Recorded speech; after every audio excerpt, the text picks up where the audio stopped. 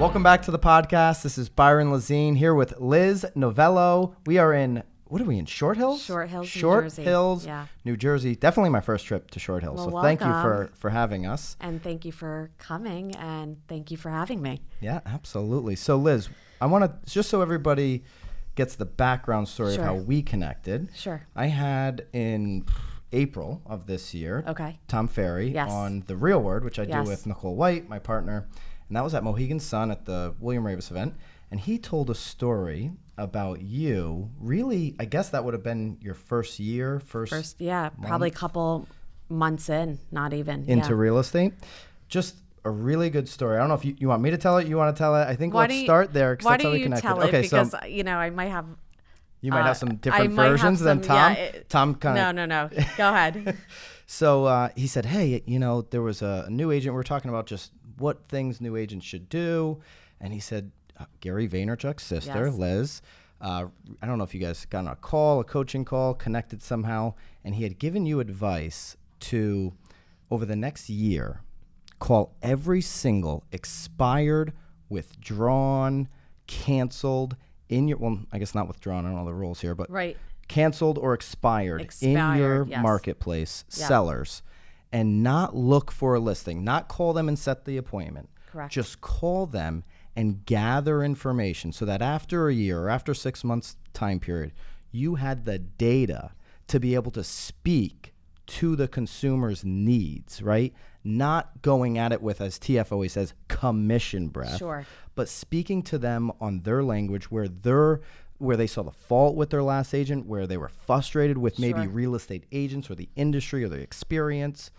And you did that. You followed Yes. through and did that. And just tell us what you learned from that experience, So, or if I missed Yes, anything from no. what Tom So talked that's to you exactly about. right. Tom, I met him literally 48 hours into the industry. My brother was hosting an event, Agent 2021 in Miami, and I was just licensed and just started, 48 hours in. And so literally I met Tom Ferry.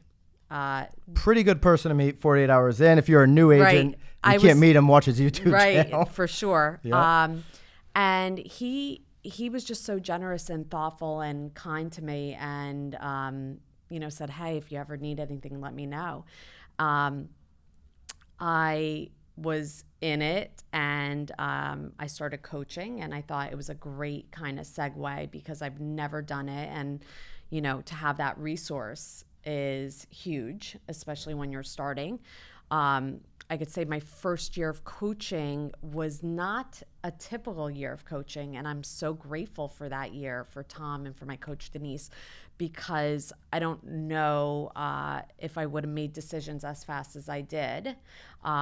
So literally, I'm driving to pick up my daughter from preschool, and Tom calls me, and he says, And you pick up. and I pick up, and I pull over. Yes. Because Tom Ferry, because now I know who Tom Ferry is. I'm like, So Tom calls me and he says, what are you doing?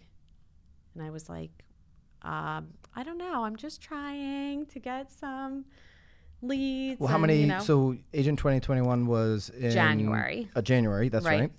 And how many months had gone by? I'm thinking, I remember it being a nice sunny day. So it was, definitely, it was definitely a couple months in, springtime, possibly. The good market here in the Northeast. The top market, right? And so I was just like kind of dilly-dallying in real estate. It's like 1 foot in, 1 foot out, not sure what I'm doing. Were you showing up to the office every day? I was, Okay. but just showing up to the office means nothing. Yeah, no, I agree. Right? So that was something I learned that first year. Showing up means nothing. Yeah. If you don't know what you're doing and if you're not actually working. Recently, I had posted something on my Instagram. There's a difference between being busy and being productive, right? Oh, yeah. So I don't even get me wasn't started on that. right. So I wasn't productive, and I was kind of fake busy, And he said, I'm going to give you advice. You need to have a pillar of business, and I'm going to give you one. And I said, Tom, I don't like asking people for things. And it's still something that I'm heading into year 3 that I'm trying to break out of. Yeah. The way I'm raised, we don't ask people for anything. I am trying to prove my worth. But he said, if you don't ask, somebody else will. Mm-hmm. He said, don't ask for business. Call these listings that expired and just learn what went wrong. And what you can take away from that is understanding what these clients went through. And then eventually be able to use it when I'm having conversation with them. How can I help? You're just a sounding board. And it kind of put less pressure. I was doing nothing anyway. Might as well get educated. Yeah. Always in a growth mode. And like Tom's giving you the advice, he's eating his own dog food, right? Yep. Like he's connecting with so many different agents, Sure. asking them all the same questions, Sure. right? That you're Sure. asking sellers so that Sure. he has more data to share with you. Absolutely. So that you can go out and execute on your job. So anyways, we post the real word, right? Yes. And obviously tagged you or something, Yes. or you saw it and we Yes. started chatting, and then we go and, chatting into the DM. I'm like, Liz, let's do a podcast together. Right. And you were like, nope, No. I'm good. I'm good with that. I'm not ready. Thank you for thinking of me. The same Excellent. thing that I'm getting from the DMs asking me to be on the podcast. I said, but I'll keep you in mind when I decide to do it. And here we are. So that's really cool. So I want to go just back a little bit, Sure. because that's how we got connected. But why don't you, for everybody that doesn't know, including myself, I want to hear the Sure. story. Sure. And everybody, we mentioned it earlier, everybody does know who your brother is, Sure. right? We can get into some of that stuff at the end if we wanted to. Yep. And everybody's probably heard all of his podcasts Sure. and through his eyes what it was Sure. like growing up, but go all Sure. the way back for what it was like through your eyes Sure. growing up, and then really take us all the way through up until this moment in real estate. Sure. So I was born to an amazing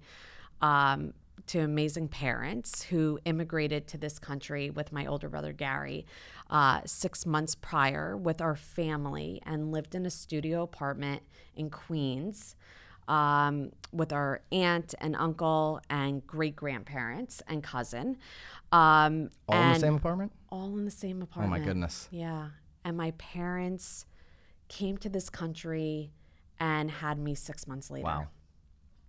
And so my dad, pretty much my whole childhood life, those first 10 years of my life, my dad worked 7 days a week. 7 days a week. He wanted to get out of that studio apartment. He wanted to get, and by the way, within those 10 years, he not only got us out of the studio apartment, Wow. we moved to our own apartment to Dover, New Jersey, and then they bought a brand new townhouse in Edison, New Jersey, and he also owned his own liquor store in Clark, and bought an apartment building and, started the business, I believe, 7 years later, owning a second store, the Wine Library, which we're diagonal from. So I grew up in this, hardworking family. Our mom did everything at home with us. And then having a older brother who's 3.5 years older. And so many people are like, what is it like to be Gary Vaynerchuk's sister? And I mean, like, it's the best. Like, what do you think it is? Because he's so generous to everyone. Can you imagine, like, I'm his baby sister, So growing up, he just always, like, when people call themselves entrepreneurs, he, to me, is a true entrepreneur, right? So it's like a big word that people like to use now. But Definitely now. But I was an employee always, but he always created these businesses. So we lived in a cul-de-sac, and we had, things from car washes to garage sales, which is still a huge passion of mine. And let me tell you, that high is insane. It's the same high I get when I'm closing on a deal. So you're into the garage sale I as am well. All right. totally into flipping, and I mean, just that sell, is really attractive to me. So we did garage sales. We did he created some jungle gym at our neighbor's Robbie's house, event and carnivals, and selling flowers to the neighbors. And so just growing up like that. And yeah, I just always, I became an older sister almost 8 years later to our younger brother, AJ. And we just lived very much in a very supportive home. Yeah. And we were chatting before, you were into wrestling, which makes me super Totally happy into because I'm a wrestling. huge Yeah. WWF, now WWE Yes. fan. So Yes. that was pretty cool. All right. So growing up, all that kind of stuff, high school, you want to get into high school, like college? Like, where'd you go to college? So then where'd you start your work I went to life? Castleton State College, which just recently changed its name to university. So, and it was a school in Vermont. And I met my husband on the very was first it called? day. Castleton. Castleton. Yeah. Never heard of it. I don't know a lot of colleges. But. 10, 15 minutes from Killington Mountain. So Oh, okay. a lot of people I've go heard of there that. for skiing. I met my husband and a ton of amazing friends. After college or during college, I Was your husband originally from New Jersey. He was? Oh, and then you guys met yes, in Vermont? Okay. in Vermont.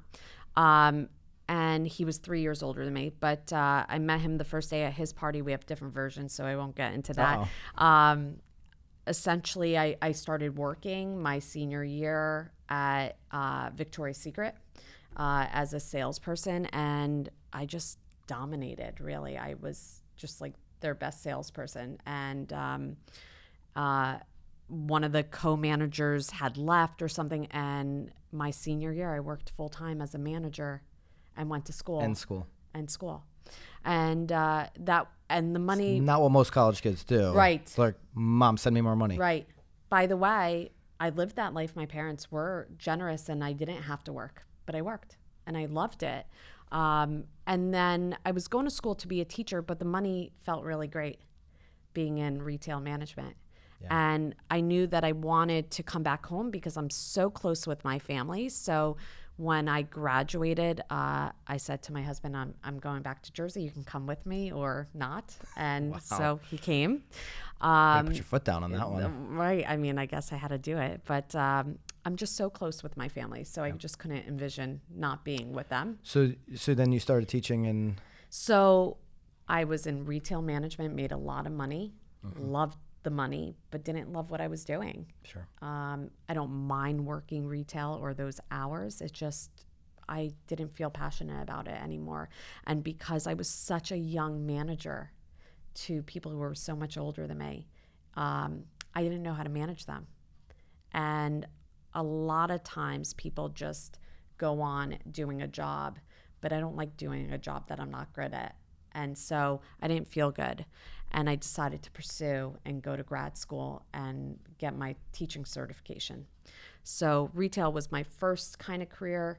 Then I became a teacher and I loved it. How old were you at this point? So I would say I was probably 24. 24. When I started teaching.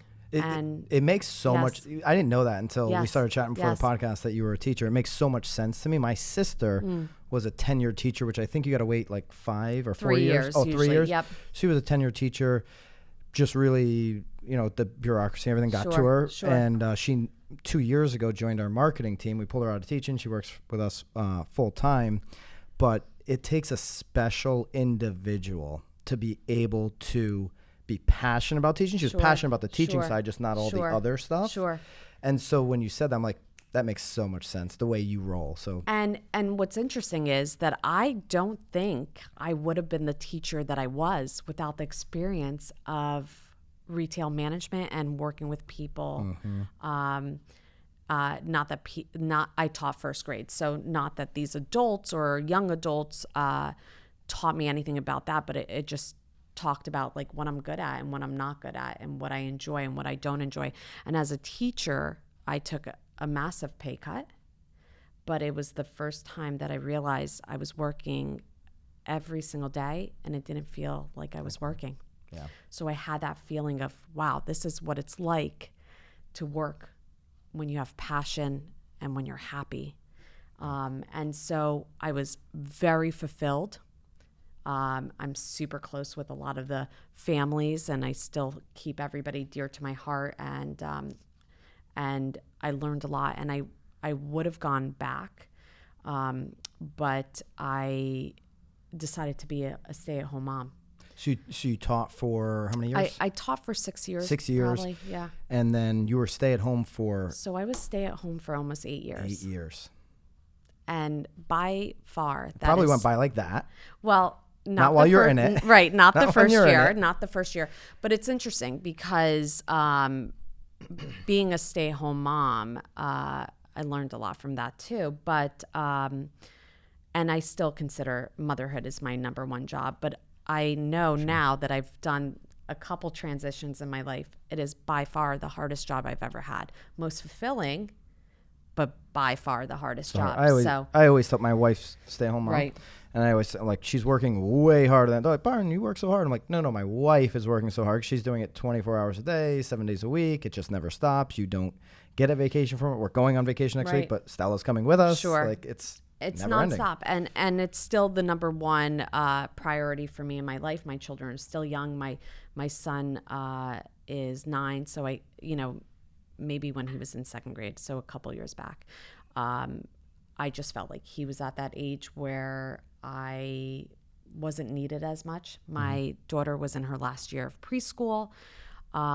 She's super independent, and it was kind of that moment where I'm like, I cannot empty another dishwasher with a smile on my face.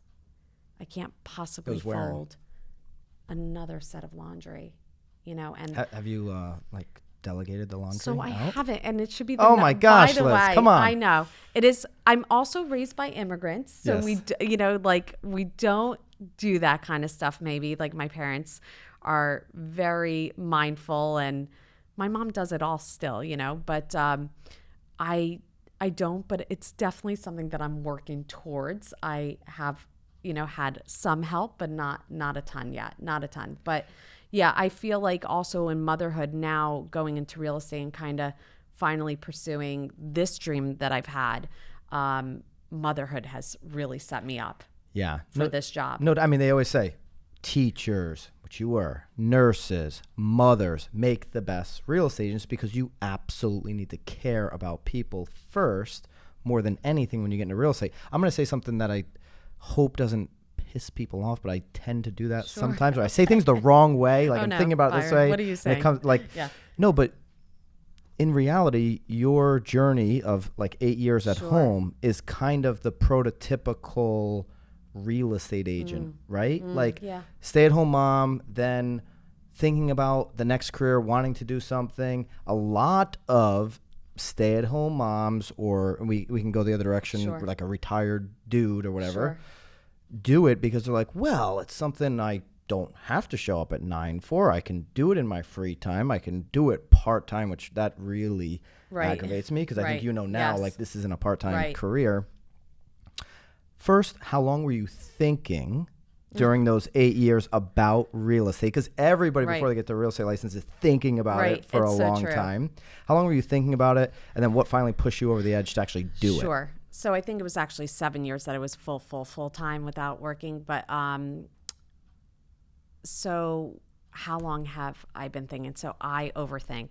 I'm an overthinker, but I'm transitioning like 99% of people. Yeah, but I've really shifted so much. I'll share more on that later. But I probably was thinking about it for 5 years. I always had a passion for homes. Our mom, very early on, would take us to open houses on Sunday. Oh, really? And she doing open house. She loves houses. My dad loves houses. They watch Open House Sunday every Sunday. Really? They're very much into it. They built their store, the wine library. They built their dream house. My dad's, totally into that too. So you've had some real estate DNA. Always. My dad, his favorite line is I buy, I don't sell if somebody calls for one of his properties. And so my mom. I don't sell. That's a good tip for everybody thinking about investing in real estate. Yes. Buy, don't sell, own it forever.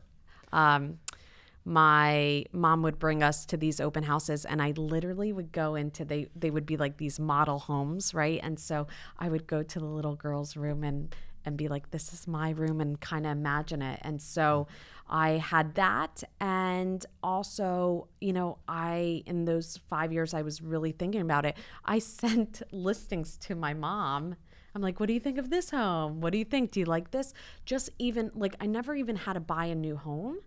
It was just that I love looking at homes and design, and that's pretty much another passion of mine is the decorating aspect. So oh, really? If I go home, not that I have the most model home when you have 2 kids. It literally changes. You know, I used to have a pretty decent home, like but 5 or 6 years. right.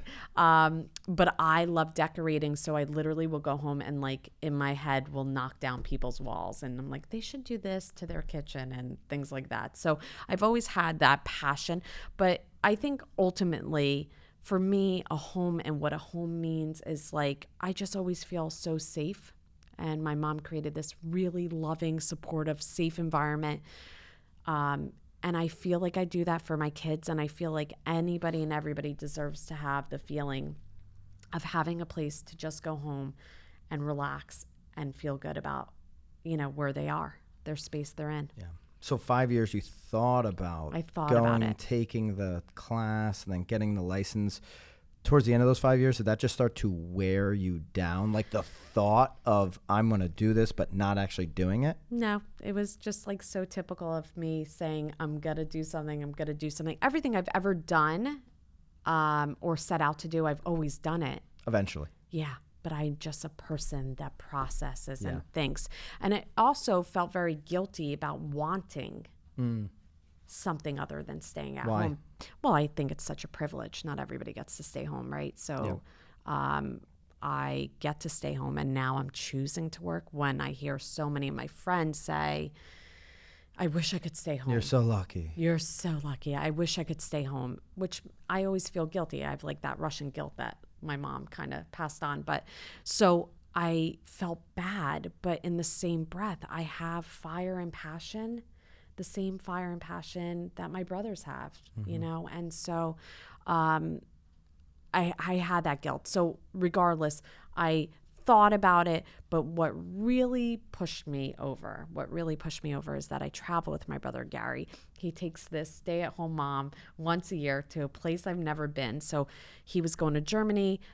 He invited me to go with him, and it was literally August 30th or August 31st, and he sent a car to pick me up and to meet him at the airport. And I thought, holy crap, I cannot get on this plane and tell him I'm gonna again. He would like punch me in my face. Because you had been telling him this for... I've been telling my parents and, you know, everybody him you knew. And that I'm gonna do it. Yeah. And I just thought I was so crippled by the thought that maybe I couldn't do it. You know, I was out of the workforce for so long. Like, what if I can't do it? What if I can't pass the test?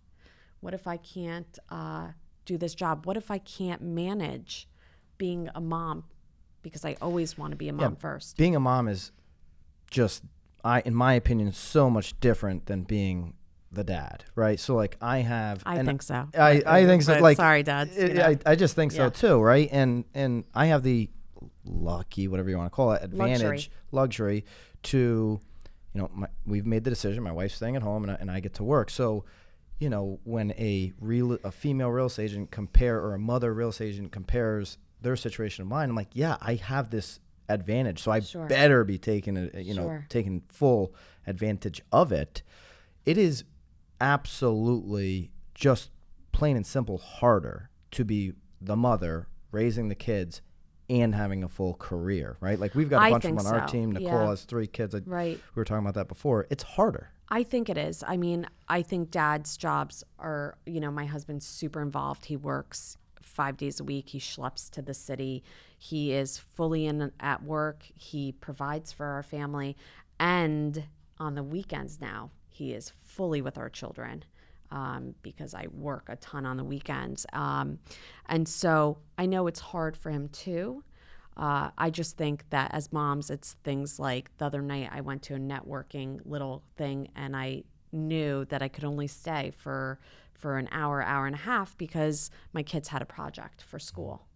Well, it makes you have the conversations you need to have at the networking event happen, right? You go talk to the people you need to talk to and get out. I think also being full-time mom is that I now can time block so well in the way that I know I have really 8 to 3 on most days because I still like picking up my kids. Yeah. I know I have 8 to 3 to get it done.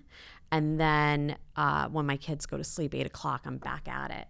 You know, and then weekends for me is like a marathon. I will just go I will push everything more towards that if I can.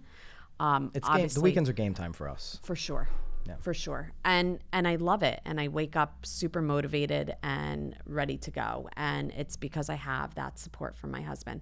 But as a mom, it is difficult. It's really hard. And, it's interesting because I felt when I transitioned, some of my stay-at-home moms were then, some were supportive and some were like, you're leaving the tribe. They're like, I don't know how you're going to do it. And we all just kind of figure it out. I think, just the same way that working moms sometimes think it's crazy to stay home with their kids, right? Or, let's just be real. Some people are like, oh, I've had that same idea, and now you're acting on it. And definitely. There's all of that happening for sure. Definitely. But it's a whole different kind of area where I almost want to take my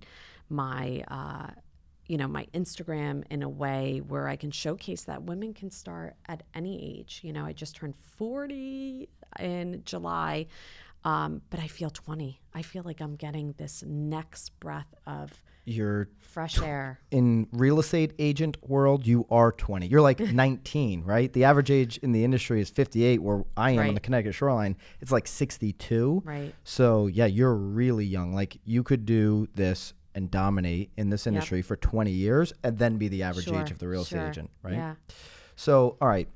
Now we're all the way caught back up to year one of real estate. And I love your style. You mentioned Instagram. Like, I love what you did in the beginning. And Thank you. Whenever that, I really got connected with you after that TF podcast, but that was, on the back end of your beginning couple of years there. You have just been so authentic. You're not trying to come out there and say, based off of anything in my past or my family, I've got this all down. You were just straight up like, I'm new. These are my struggles. This is what I'm doing about it. And then continue to send that same message out over and over again. And over time, you just see the progression.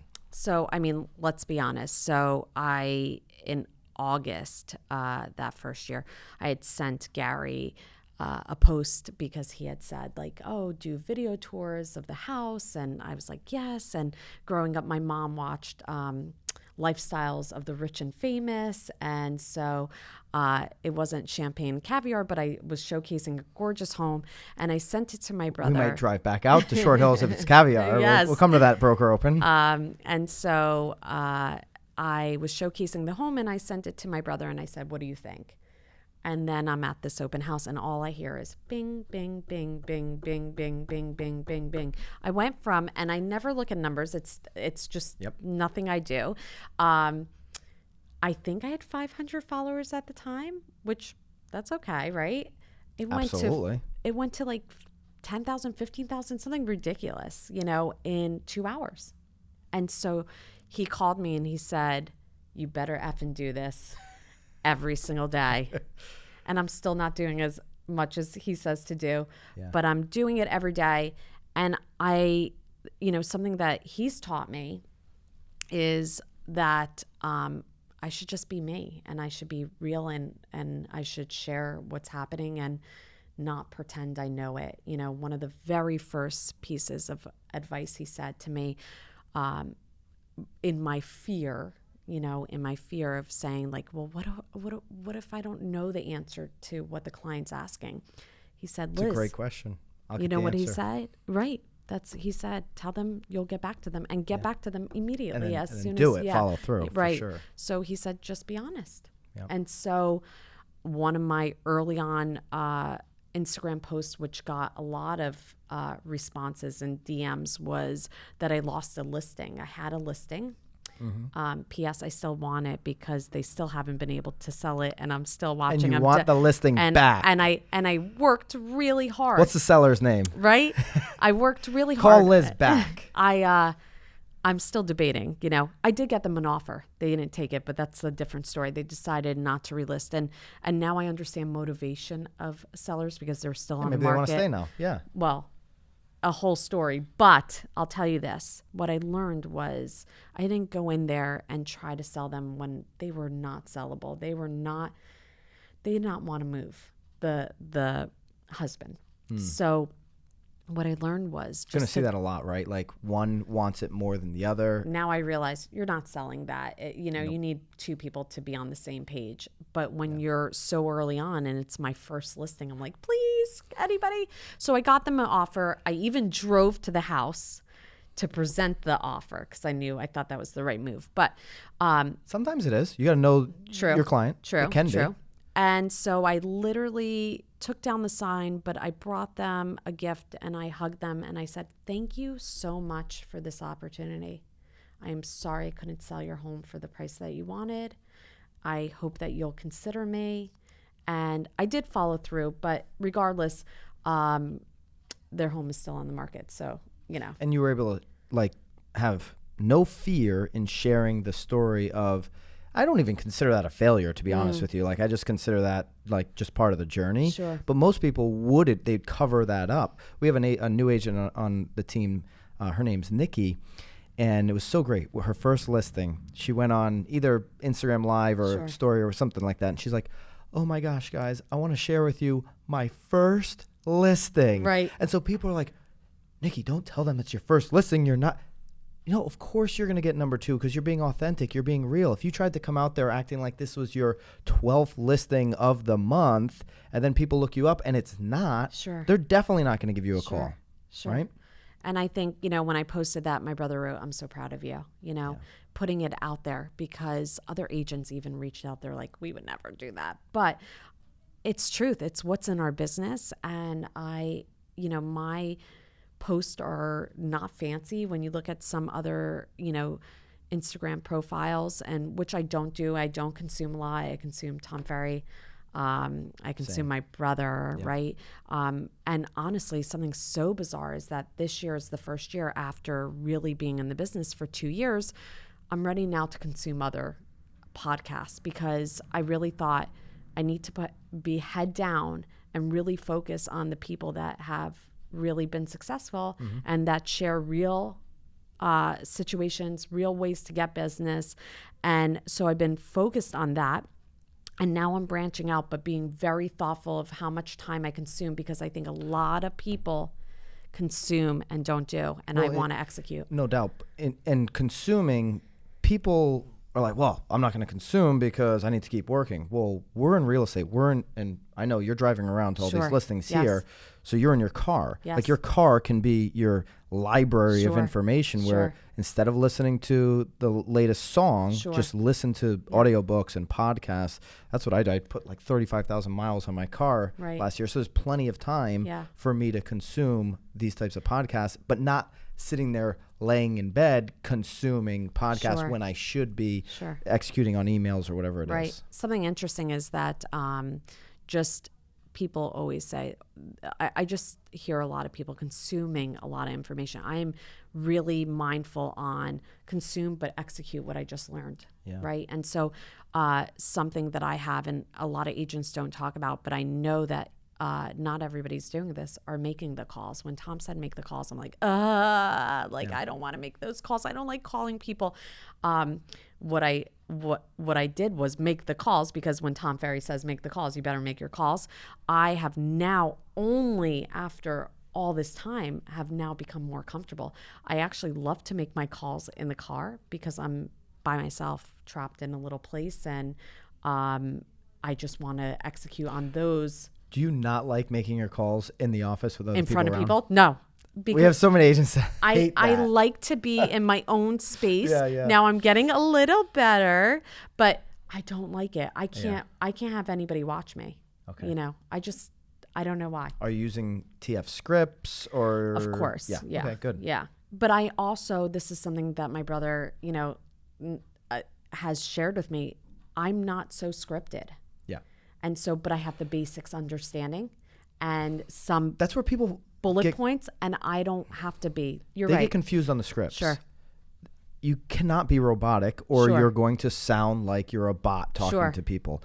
All the script is these, like you just said, the bullet points. Yep. Those questions and the way you ask them, the tonality, those are the powerful questions. If you listen to like an artist real estate agent, you call them the artists that are just like really a big personality that never even used a script. Right. But if you, and there's like a super successful and top producer, if you listen to them on the phone, they're saying all of the same things the way it is in the script. It's just naturally through their years of experience. Right. So knowing, hey, well, when to say, well, how did you pick that last agent? Right. Right? Right. That is really powerful for them to start thinking, well, how did I pick that last agent? Oh, yeah, it was my husband's friend. Right, And or maybe that coworker wasn't or the neighbor, best right. way to pick an agent. Sure. And then they're seeing you as the professional, somebody that's bringing them more information than the last agent that they got through the soccer club. Sure. Right. Totally. And so learning the scripts, at first felt like I got to memorize this stuff, and that's just not how I am. But just getting the basic understanding, and also really making it you, because at the end of the day, they're working with you and for a reason, or if not, you're not going to be scripted the whole time. But you need the foundations, I think, especially for me, it was so important. So I guess like that very first year of coaching was just kind of learning the business. I mean, it is something that a lot of people get into, and their first year, like myself, I just squeezed by getting one sale, one real sale. One sale, one closing. One closing, one house sold. In a year. In December, right before I hit Jan 1. And I had a lot of rentals. I mean, my first rental, I have high-end rentals. But that first year, I only closed on one, barely. Just. And if you don't know, every agent's looking for the closings. Sure. Right? Absolutely. So that's a lot of motivation. So year one sale.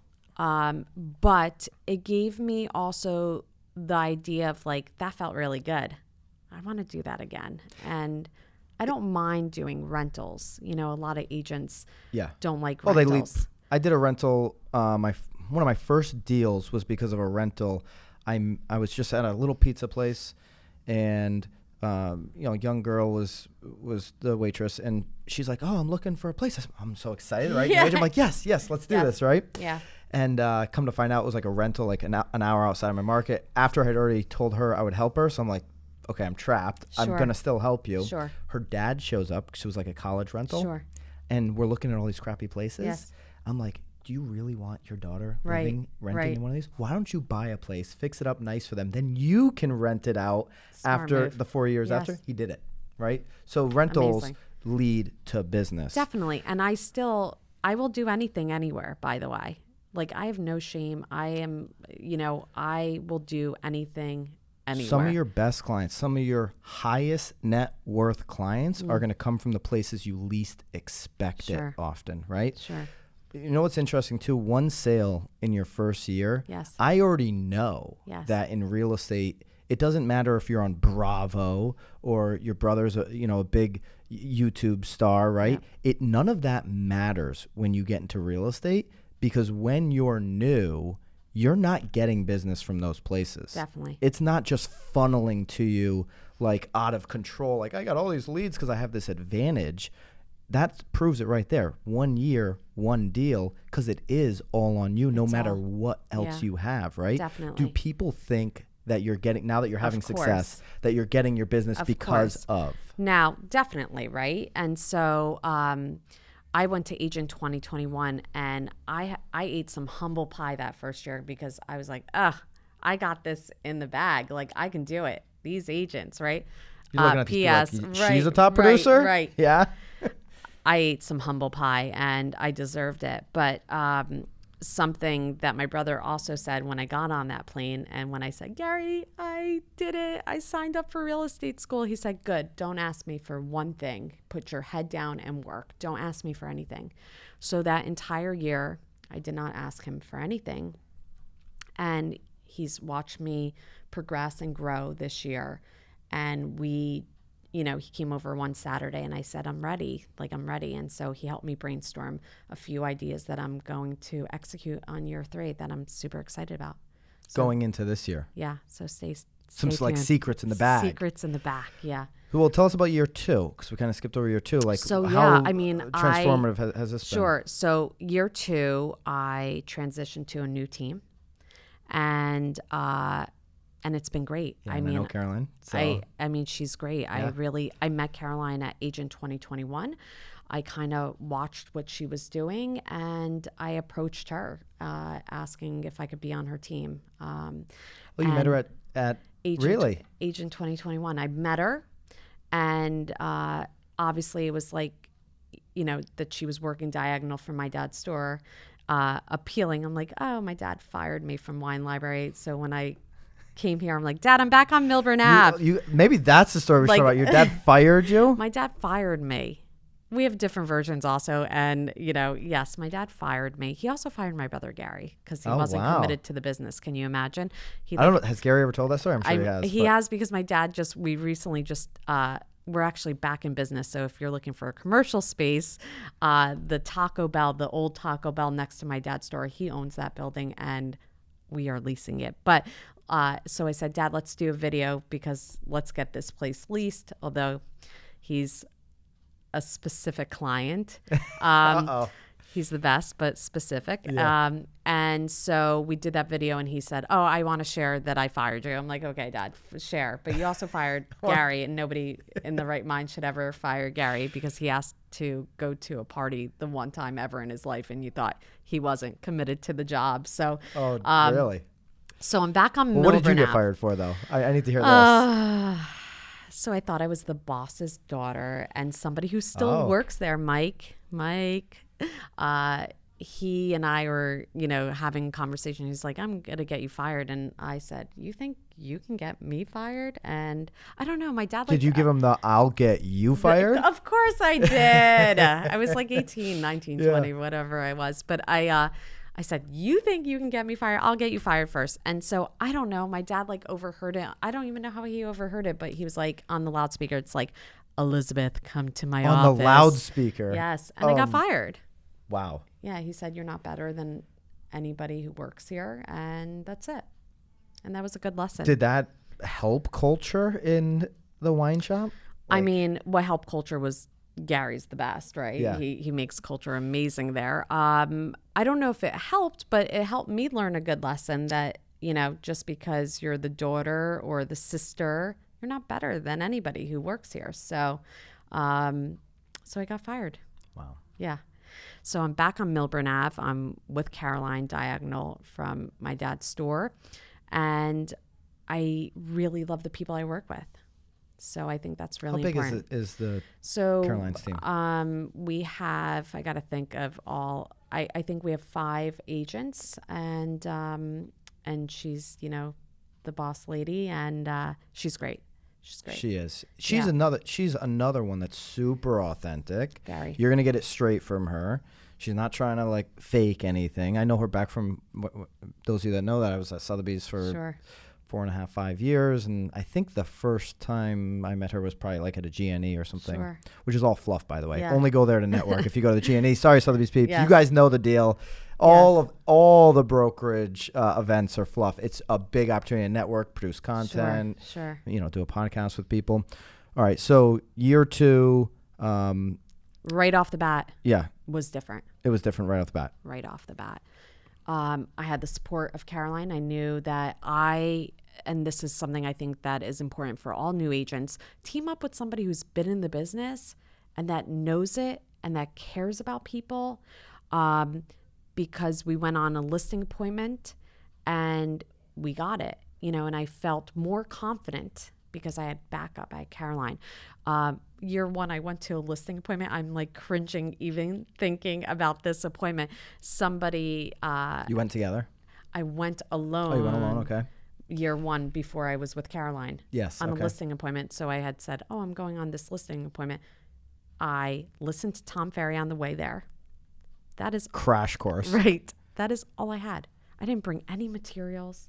I didn't talk about anything.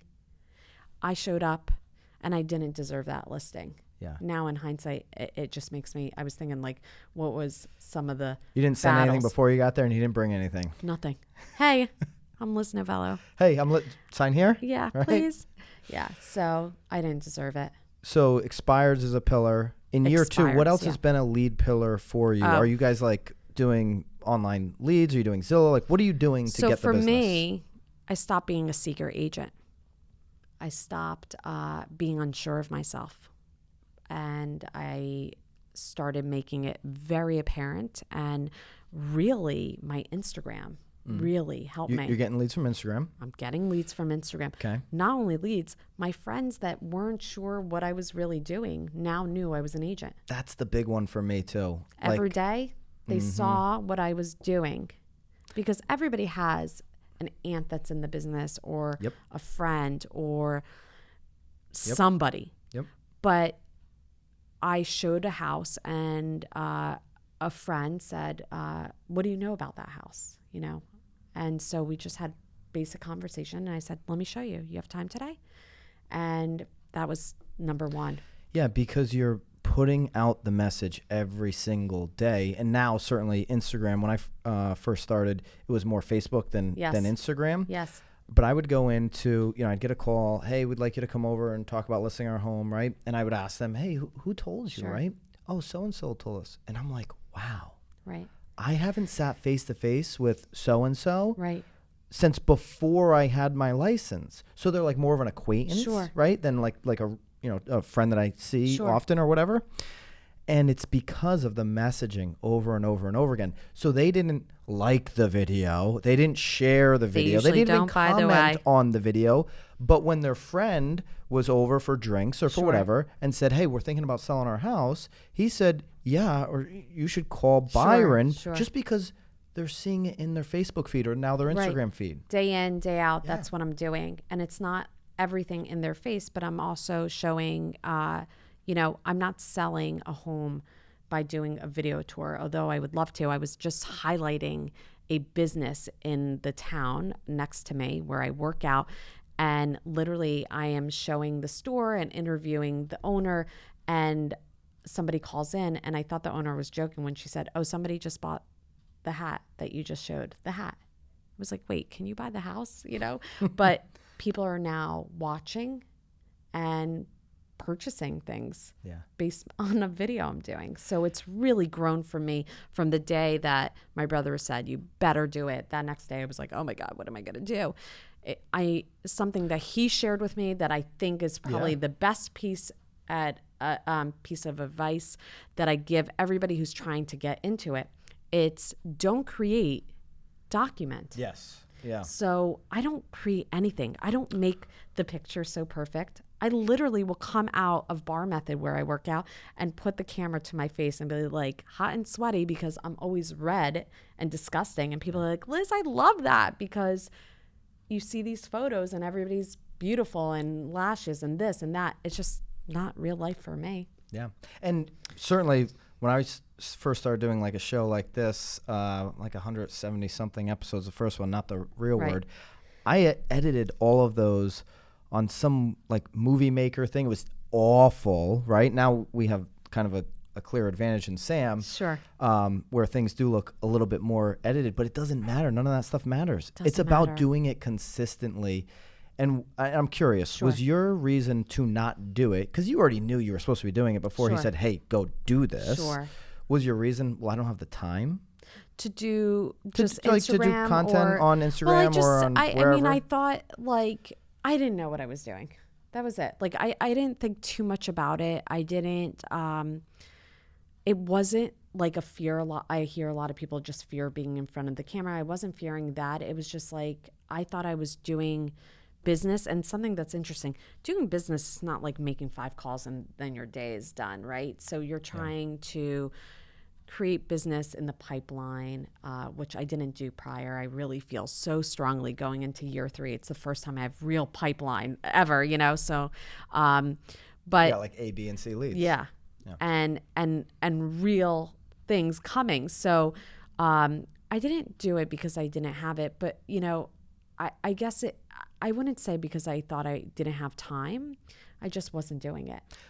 Time is typically the reason. Oh, I don't have time, right? You're shooting all these hear videos, I don't now, have time for that. I'm super, like, especially if like it's a mother, right? I'm a mother. You don't understand, right? So the funny part is I don't show my children, which I wish I could. I just choose not to. My husband and I choose not to for many reasons, but they're so adorable. I would love to show them. But anyway, that's such a big part of my life. I wish I could show that. I just don't believe when people say I don't have time. Like, to me now, I get it. Like, I probably feel like what my brother felt when I said I can't or I won't, or he's like, okay. For 2.5 years, never posted a photo of Stella. So people don't even know I had kids. Right. Or right. one kid, I have a kid. People don't even know, and they're like confused when I say, yeah. They're like, you do? I don't know, somewhere in the summer, I guess, I posted a picture of her on Facebook. Right. And it was like crazy how many like, people "Why came did out of the you-" woodwork. I actually like set some coffee meetings out of it. I was like, Sure, ooh, nice. this could get dangerous. got but it, I'm got it. kind of, I'm with you. It's the only picture I've ever posted of Yeah. Stella, that one a few months ago. And I'm just like, I'm all about the business. I'm all about what I'm doing and the real estate side of Yeah. things that I choose not to as well. I, early, and if you really scroll back, like my first 5 posts, like you'll see my kids on there, but I haven't reposted anything new. And I didn't delete it because that's so far from being in the back page. But I don't share them, but if I can find time, because I am full-time mom and I'm a full-time agent, and I'm a full-time friend and wife and everything, and a homemaker. Like, everybody has time. I really believe if you really want it, you're going to find the time. Yeah. The kid thing will work, right? Like to get people engaged in your stuff. My gosh. It's like, I mean, kids or dogs. Kids, like, they shoot up like the likes in seconds, because who doesn't want to see a cute little kid, right? Yeah, in the conversations. Right. So that's like almost disarming yourself a little bit, right? But you're sharing personal stuff. I'm sharing personal stuff. I sometimes share their pictures with like an emoji, and some people remark on it. It's just, they're my kids. I get to choose what I want to do. You have kids. You can do whatever you want. At the end of the day, they're my top priority. I am feeling so blessed that I get to show my children, especially my daughter, that she can do anything that her brother can do. And it's very interesting, just the small amount of time. My son today, I told him, guess what, guys? I'm doing my first podcast. And like, again, thank you. I decided to do it on this day because it's my brother's birthday. Happy birthday. Thank you. But I also was very conscious on who I'm going to do it with. And you were definitely my top person always. So when you DM'd me back in October again, I was like, okay, I'll do it. Well, it was funny. The first time you're like, nope. I get asked a Yes. lot for these podcasts. Thank I'm you not for doing thinking it. of I'm like, me. yeah, totally cool. Sure. I get it. I mean, on the podcast that in the real word that Sure. we referred to earlier on this one, TF, when he brought you up, he said you have an advantage with Sure. your last name, but you Sure. also have a disadvantage. Definitely. Right? Definitely. Talk to me about the disadvantage, because I think that's bigger. The advantage is clear, and the advice and the a little bit of help or whatever. But I think the disadvantage almost even can outweigh it. I just don't focus on the disadvantage. I try to focus on, and I tried not to use the advantage, although I think I'm going to start a little bit more, and why not? But the disadvantage, for me, it doesn't feel like a disadvantage, but very early on, I'm not my brother Gary. I'm not my brother AJ. I'm not my dad. I'm not my mom. I'm not any of those people. I'm myself. So, but in the same sense, I sometimes am cautious intentions of why people want me or, or. And that's where you were like, no, on the podcast. Right? Because I'm like, although I owe so much to my brother, a ton, that should have actually been your first podcast. Right. On right? Gary's show, right? That would have made more sense. I'm waiting for Gary. He hasn't asked yet. He hasn't asked yet. Uh-oh. Not yet, bro. Where are you at? What's up with that? But we talk about when we do a podcast. When I do his podcast, it's going to be like a cry fest. But oh boy. Yeah. He's been always my rock in everything. So, but there's no real disadvantage. It's just that people have expectations of me, and I'm okay with people having expectations of me. I know who I am, and I'm not him, and that's fine. That's it. Yeah, I mean, people, again, I said this earlier, people are going to believe success is coming from that place. I just know in real estate, you're going to have a situation where somebody you thought was going to list with you, they're actually, sometimes they're going to be like, oh no, she's good. Sure. Like Sure, she's good. sure. She doesn't need my business. Like sure.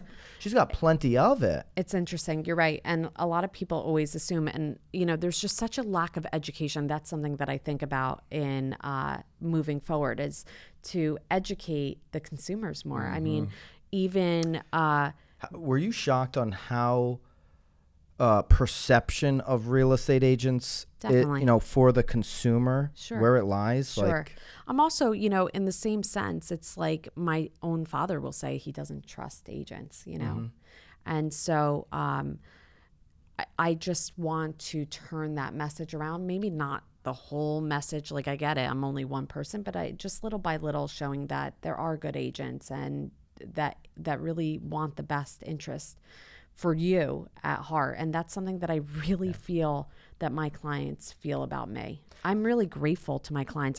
And I'm serious when I tell you, I am really thankful that somebody gave me the opportunity. My first clients, that batch of first clients are like, I really try to treat them like VIP forever because they gave me that opportunity. well, because Zillow will if you don't. I asked my client, I said, why did you pick me? I said, you knew I was in the business very little, had no experience. And she said, it was your heart. And so I do think that people want to work with people. This industry is changing very quickly right now. Yes.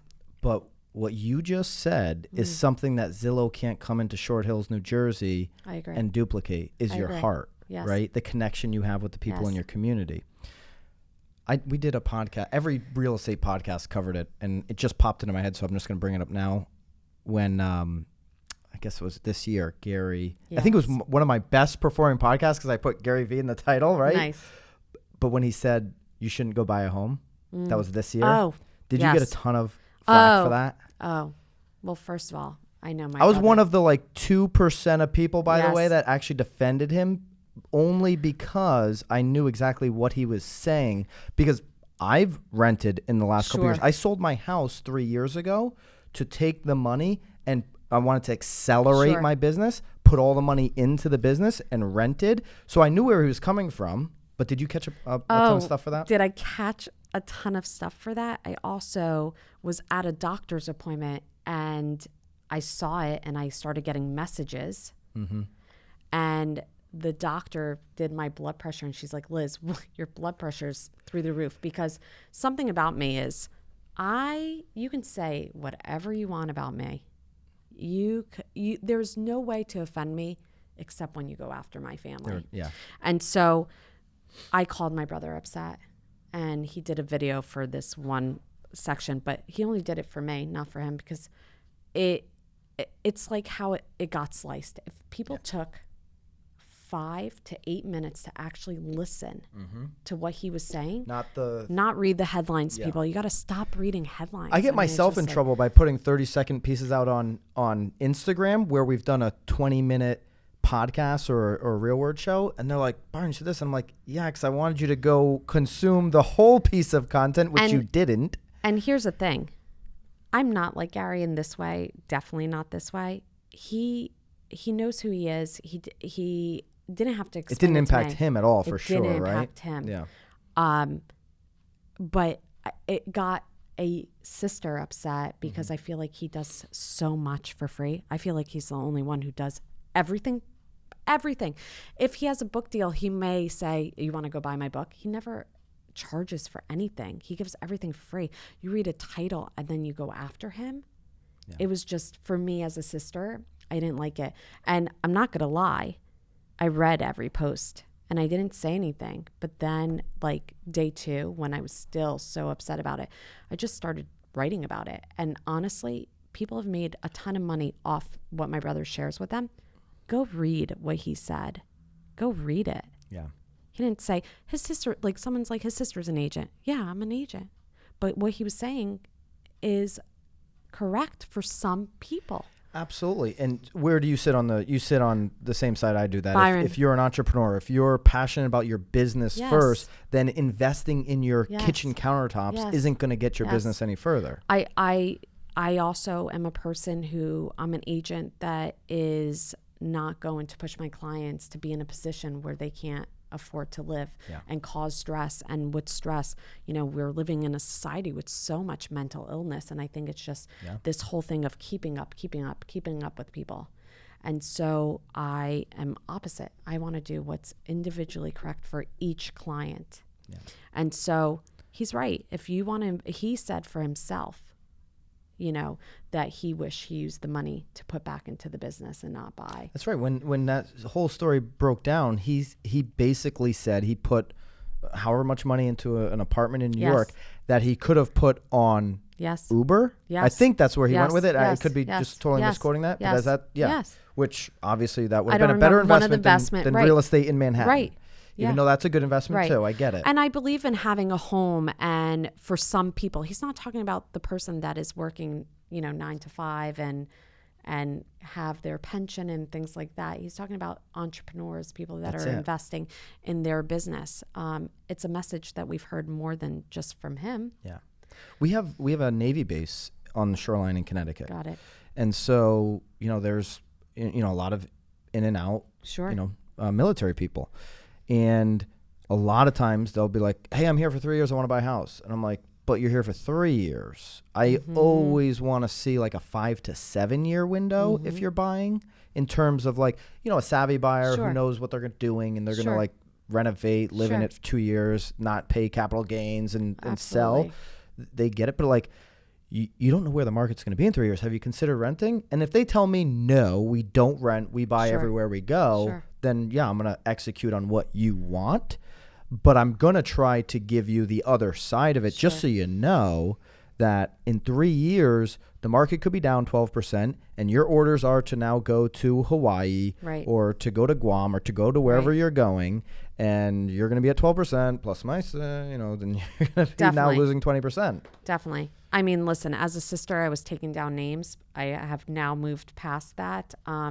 But it just made me very aware of the opportunity that I have, the opportunity that I'm going to educate people, and I'm not going to say. Well, before we started the podcast, you said something. You said, I have the luxury, right? I mean, you even called it the, you used a different word. What's the real fancy word people use for it? Not luxury, but. Tell me, what did I say to you? You said, I have the, it's luxury, basically. Right. I'll think of the word in a second here. Where you don't need the money. Sure. Right? You're doing this, the privilege is the word you used. I have the privilege where I don't need the money, so I'm doing real estate because I love it and because I want to help people, which means you're right off the bat going to be a better agent than most people. I mean, listen, I have children. I want to put my children through school if they choose that, and help set them up in a way. I have bills just like everybody else, but I'm very, I live a life that I can afford. I don't overspend, things like that. And I have the luxury of doing what I want because I do know that my children are not going to not get fed if I don't make a deal. So it does change the way that I operate, and I respect people that need to do it. But I think it gives me the advantage that I am 100% in for the people. That's it, and I think that just changes the dynamic in the game for me. Well, it changes it like 1,000%, right? Because for sure, people already are coming, when you're coming into their home, they already have the guard up, right? Like, yes. The minute you see the couple like this, you know you need to get them to go like this, right? Yes. They need to uncross their arms because they're armed in the sense that they think you're coming in there to sell them. And P.S., I want to help people, and I think that's just the ultimate goal. I've now been working with a client who, after many, many years, her husband wants a separation. And so I want to be able to provide comfort and help relieve the stress that comes, because the home buying process is very stressful. Yeah. Oh, it's ridiculously stressful. I was a young purchaser. I bought my home in my 20s. And here's the flip side on the Gary conversation. I actually wish I bought earlier and made a little bit of money on each transaction. So if you have money, and I wasn't having a Meaning business. because you stayed in the same area for... Well, I've been in the same house for 12, 13 years. Yeah. But So I buying almost- earlier, you weren't going to go and almost- move to Maryland. You were going to be staying here. Right. But I almost wish I started in a smaller home, Yeah. condo, sold it, made a little bit of money, then bought the next level. Sure. Then, because there is, I mean, I think it's a great investment for some people. Can be. I mean, Yeah. I think the reason, when I got into real estate, well, I know the reason that I've just been super honest with people, certainly buyers, which my team just keeps me away from buyers because Okay. I'll talk everybody Sure. out of buying a house. I really will. Okay. When I was 19 to 21, I bought 3 homes. And this is back when the mortgage crisis was going on. Yep. So you could just get a loan Sure. for nothing, right? Sure. So 19 to 21, bought 3 homes, 2 families, all in terrible areas, location-wise. Mm-hmm. Lost everything once the world fell apart by my mid-20s. I went bankrupt by my mid-20s. And when I got into real estate, I always, people are like, oh, where'd you go to college? I didn't go to college. I got an Ivy League degree in real estate by losing 250 plus of my own money that I put into these homes through the bankruptcy, right? Yeah. Like all that cash, you don't get that back that I put into these homes. And I learned so much. So when I came into real estate and people were like, hey, I'm going to flip, I'm going to do this. And they had these and they watched like an infomercial about how to get rich quick. I'm like, no. They read a book or listen to a podcast. It just does not work that way, right? Right. Like just starting early in real estate isn't enough. Sure. Like you've got to buy the right. Now I only buy based off of location, Sure. right? Like I'm under contract on the place I'm living right now, but it's in the location that I know. Like you have to know. You got to know your business. Yes. I came in at 19 not knowing anything. Sure. Didn't listen to my parents who had a little bit of real estate DNA. Didn't listen to agents. Didn't have like a TF like that. I didn't even know who that was. Right. Nobody. Was just straight out of basically high school. Sure. Had a job. And the mortgage crisis was going on. I'm like, yeah, I want to be rich. I'll buy real estate. Sure. Right. And I think, what's interesting is like talking about you being 19, where I was at 19 or 20 or 30. I think what makes me a great agent is having these little experiences, these ups and downs of life to be able to build on. And I think to be able to tell the story to your consumer. Definitely. And I honestly, I was an amazing teacher. I was teacher of the year my second year. That was like the unheard of for a non-tenure teacher. The only other 2 times since like 1975 that it happened was to the principal of the school at the time and the superintendent. Wow. So you were on that track. I was on that track, but never wanted to go that track. Always wanted to be a teacher. I'm very self-aware. Yeah. A lot of people, Well, you like the work. I like the work. Yeah. I like the process. I like the work. Not that they're not working, but you're in the Here's on the something else battlefield. that being Gary's sister may have made other team leaders or things. Everybody assumes that I want to open my own brokerage. Mm-hmm. Everybody assumes that I want to run my own team. It's interesting. Does Caroline ever say that to you? Like, hey, I'm afraid you're going to leave me. Like that's the worst thing with team leaders, like knowing that you're listing right out of the gates, or I already know that Caroline runs this the right way. Yes. Because a lot of teams, I would say 3 out of 4 teams in this country, the team leader lists and the other agents only work with buyers for like life. By the way, I'm just a different type of situation. So the day I met her, I think she was just in shock that I met her because I wanted to be on her team. Mm-hmm. The second thing is I'm very upfront. I was like, Caroline, you know who my brother is. I'm not my brother. I'm not going to give you my brother. And I'm not looking to open my brokerage. Not today. I don't project in the next 5 years. If it eventually happens, which I still do not envision that, it's not a passion or dream for me to run my own brokerage. I'm going to be upfront. I am very clear, and I'm like, take me or leave me. Yeah. And that's it. Because I'm here at this phase in my life where I am so self-aware, and I'm straightforward. And so I said, I feel like she took a chance because some people really automatically, somebody like my dad would never even hire me. Really? Yeah, he just wouldn't. Because he just thinks you'd be... Take his ideas and go do it and steal instantly. Them. And listen, like one thing I do with my team is I don't make anyone sign non-compete, right? I just like if you're not loving it here, Sure. then it's going You to be a don't want them two-way. I don't either. want them either, right? Yeah.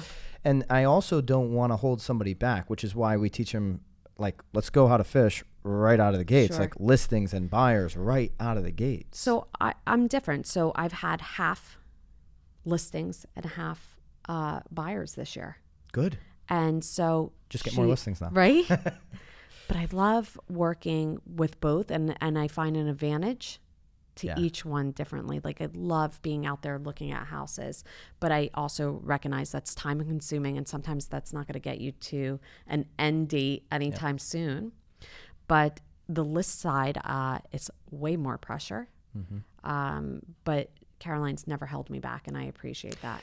Everybody says that. The list side is more pressure. Yeah.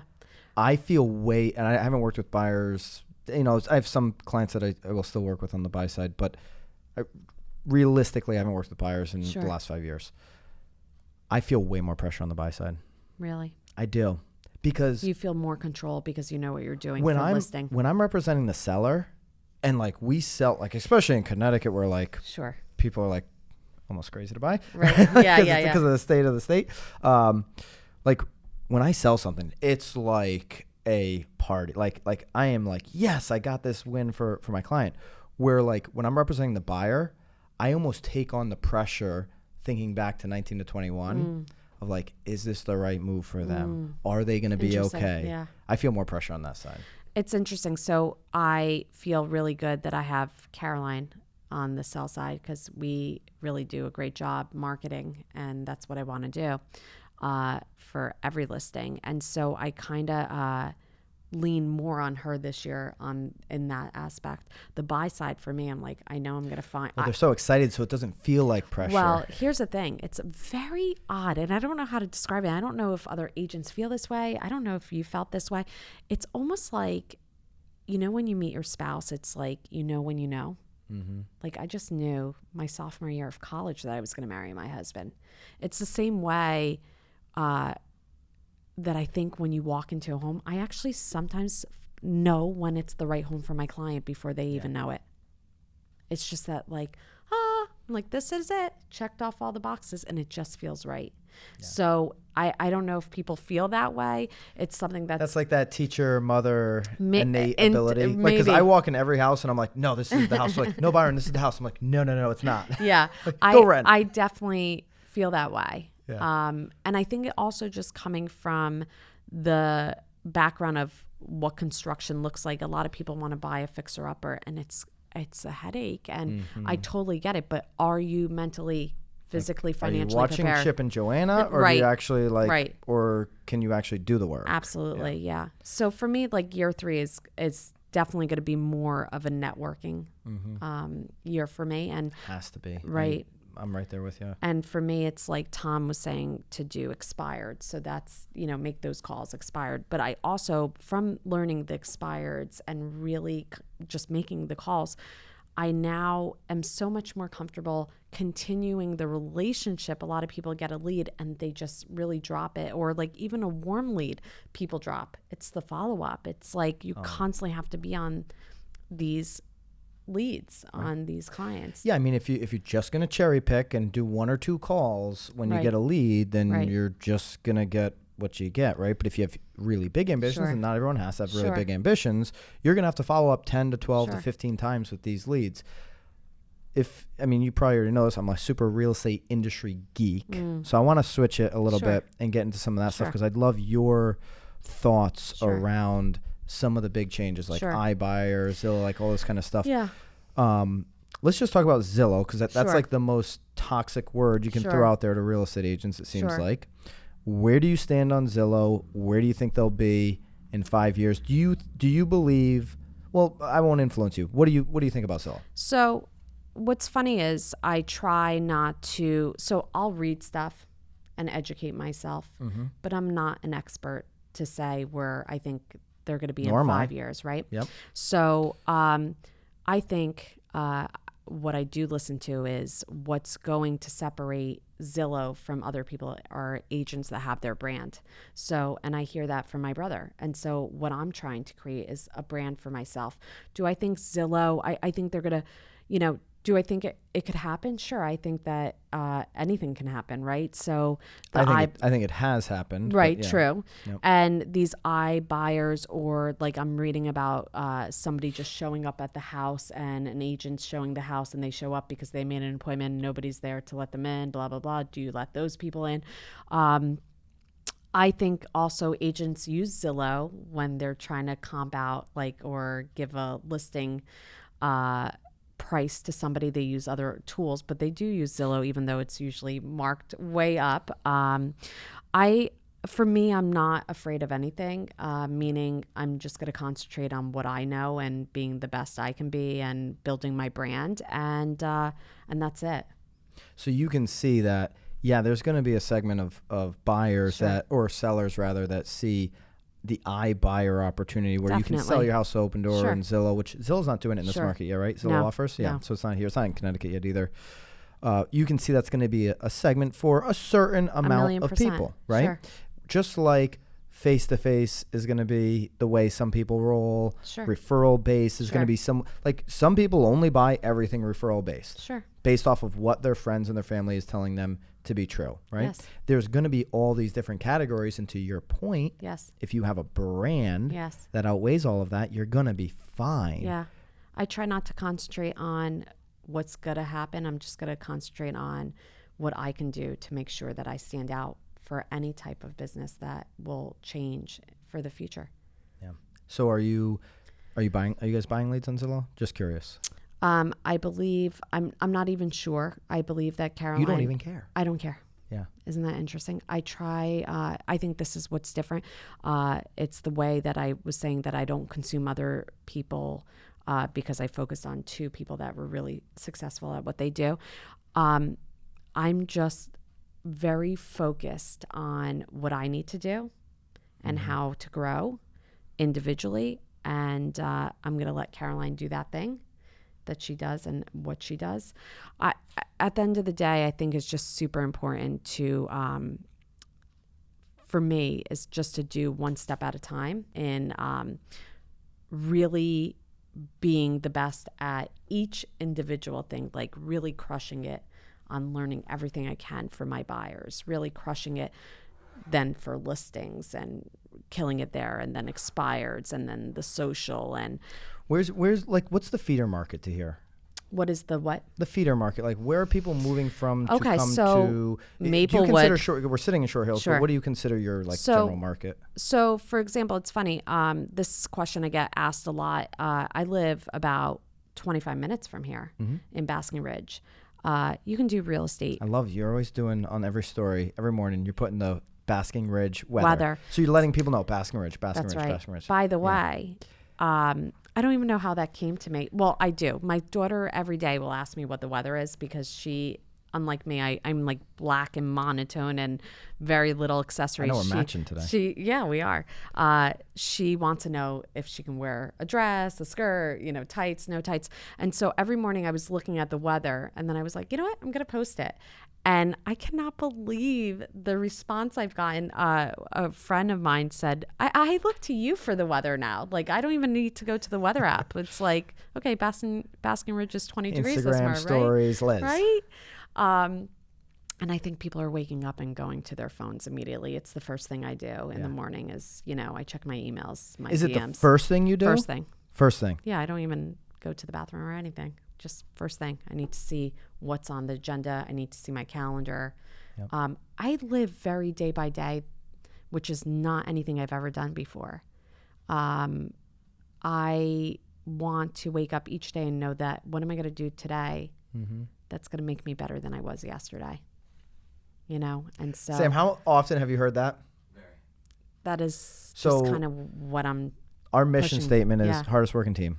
Okay. Number one core value, and I say this to the team every single day. Sure. I say it we used to do a live 7 a.m. call. Now Yes. the team's grown. We turn that into we call it a 7 a.m. call, but it's a bomb video Sure. of me sending out literally a 60-second message to the team.